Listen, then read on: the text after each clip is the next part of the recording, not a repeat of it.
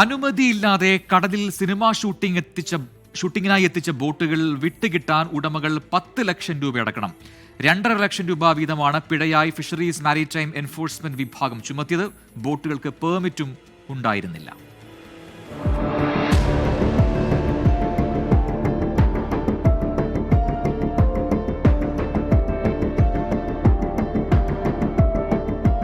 ചെല്ലാനത്ത് Telugu cinema ചിത്രീകരണത്തിനായി നിയമം ലംഘിച്ച് കടലിലിറക്കിയ 2 ബോട്ടുകൾക്കാണ് maritime enforcement വിഭാഗം പിഴയിട്ടത്.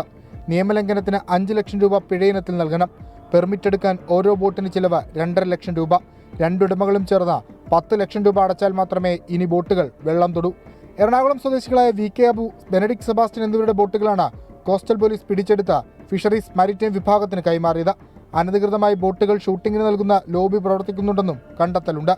ഇത്തരക്കാർക്കെതിരെ അന്വേഷണം നടത്തുമെന്ന് ഫിഷറീസ് മാരിടൈം വിഭാഗം അറിയിച്ചു. അർത്തുങ്കൽ, ഫോർട്ട് കൊച്ചി കോസ്റ്റൽ പോലീസാണ് നിയമം ലംഘിച്ച കടലിലിറക്കിയ ബോട്ടുകൾ പിടികൂടിയത്. വിഷ്ണു സുരേഷ്, 24 കൊച്ചി.